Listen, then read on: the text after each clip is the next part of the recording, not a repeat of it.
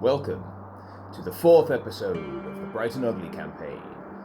Now, if you remember from last time, our group were at the Landrel Manor after a very long-winded and complicated series of events that led to them meeting with the criminal Dissonance and trying to get him to clear his name, which is what he wanted.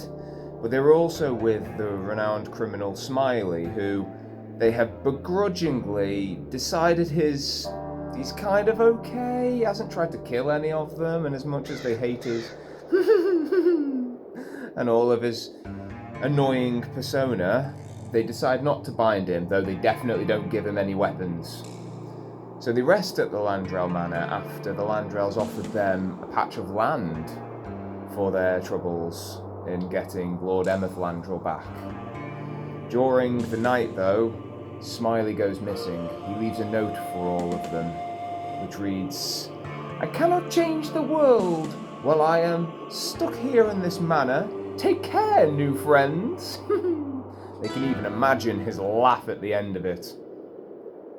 They are quite happy to see the back of him, really, except for Eliwick, I think. Eliwick didn't mind him all that much, but then again, she doesn't really get social conventions, so...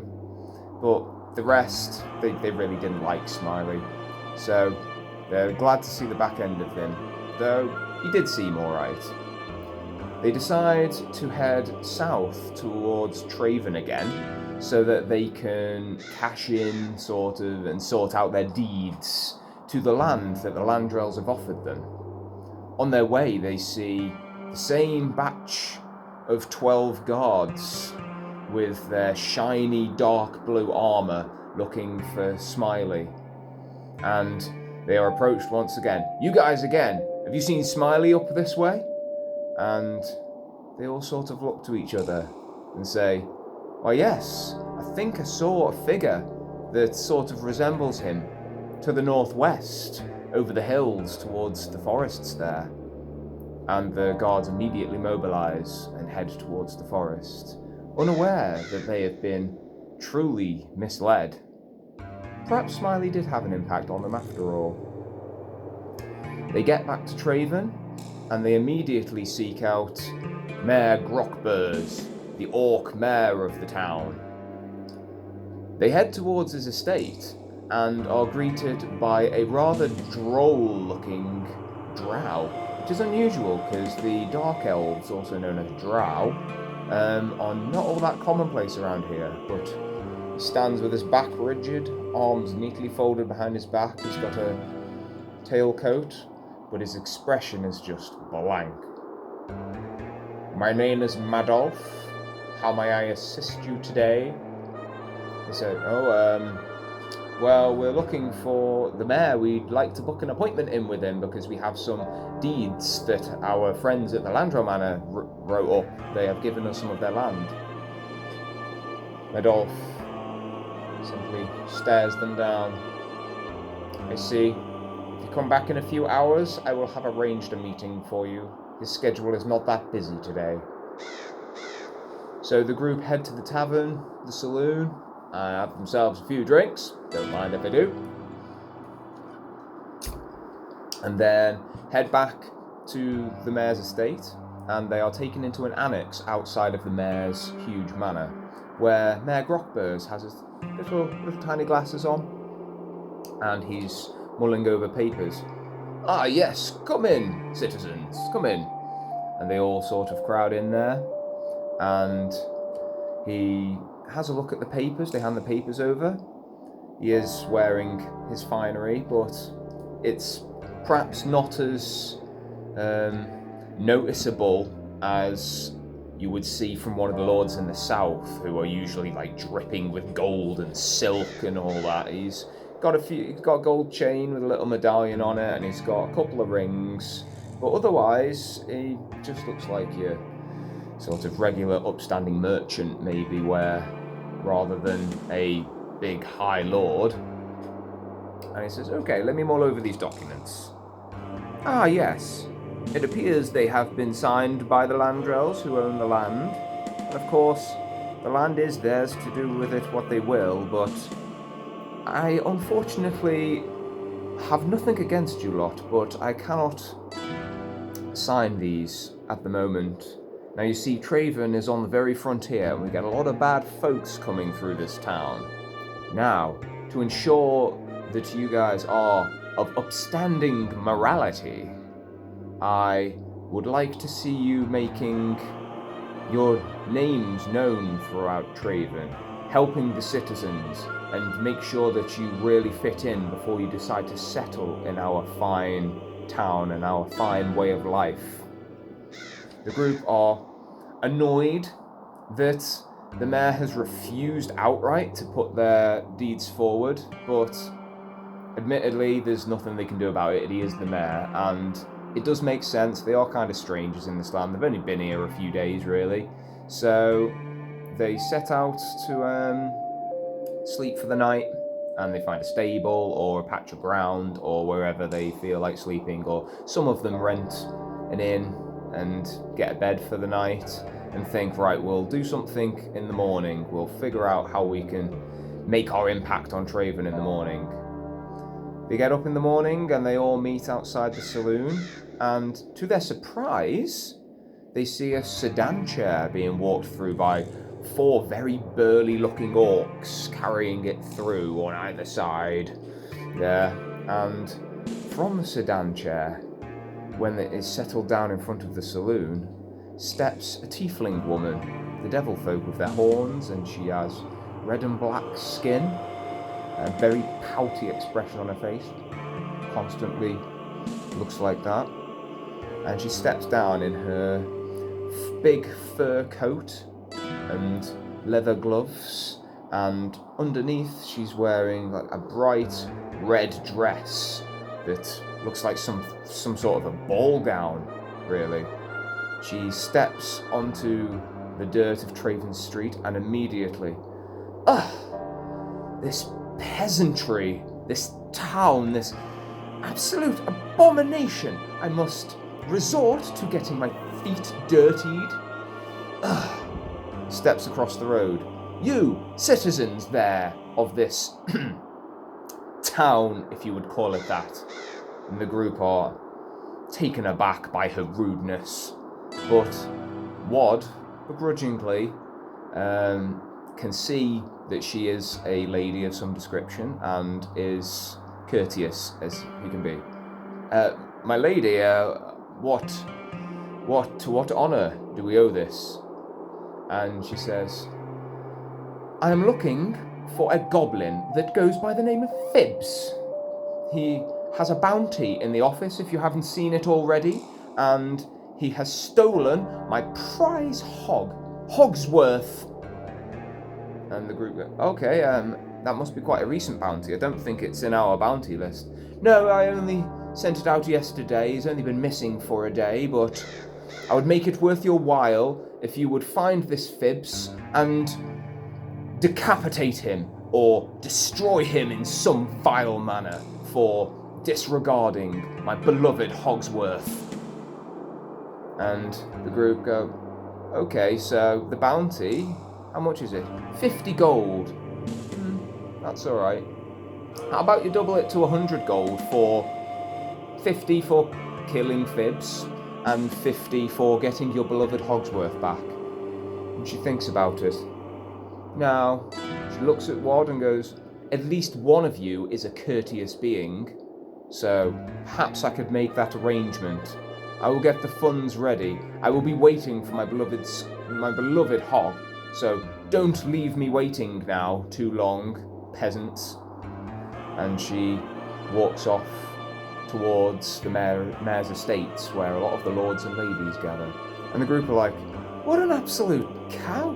Oh my. I mean, it's money, so we'll do it. And they head out into the wild to see if they can find this Fibs and the hog. They head into the hills to the west of Traven, and where they have heard the hogs roam freely, the wild boars and all that. So, and they spend a few hours searching before they see a goblin riding atop a hog. They manage to speak to the goblin. Like, they manage to calm him down from running away, and they talk to him, and even though he's a goblin, they want to get his side of things. Like, why did you steal the hog from this lady? And the goblin replies, Steal? But it's my hog! 'Twas my father's hog! oh. So why did the lady have it then? Lady killed father, stole Skog hog. She is a stupid silken mushroom lady. Silken mushroom lady? Okay, yeah, whatever. So why did she steal this hog? Fibs no. Fibs no. It's my hog, my father's hog. I no give hog back. They discuss amongst themselves and realise they believe Fibs the goblin over this petulant Lady Elegance. She does seem the type of person that would just steal something and damn the consequences if she wanted it. Not that they knew her personally, but that's the vibe she gave off. So they make a plan. How about, Fibs, we get a different hog, and we capture a new hog, let you have Skog hog, and we will give Lady Elegance the fake hog, if you will, and hope she doesn't notice. I mean, she doesn't seem like the kind of person who tends to her own animals, so perhaps she won't notice that it is not in fact Hogsworth. Fibs nods vigorously. Yes, Fibs like this idea. Stupid silken mushroom lady. We will deceive silken mushroom lady. Yes, we will deceive the silken mushroom lady, yes. So they orchestrate a plan to sneak Fibs into Traven without getting spotted by the guards, since he has a bounty on his head, and they take the hog with them. The group decide to head into the wild, and most of them, from the beginning of their adventure, have a length of rope, which they fashion into lassos, and they go for a good old hog hunt.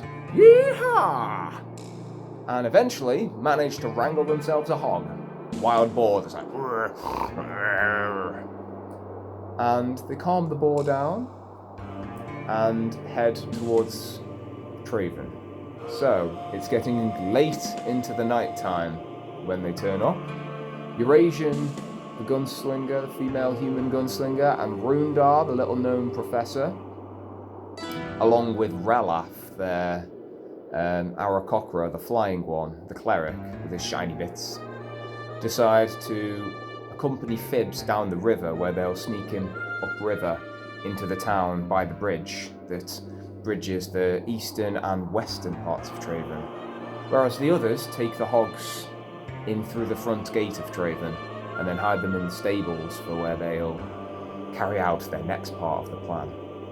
So the group head to the gate of Traven with both of the hogs, and the guards remark upon the whole thing. Like, what are you guys doing with two hogs in the middle of the night?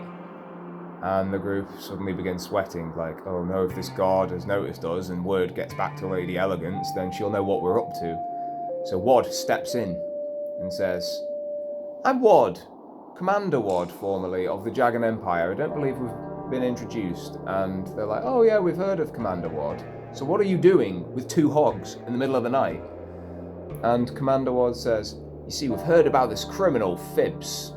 Now, he's been stealing hogs from Lady Elegance, and we wanted to keep our own hogs safe, so we thought we'd pay our due into the stables for an evening or two until Fibs is captured, and then we'll take them back, just for safety.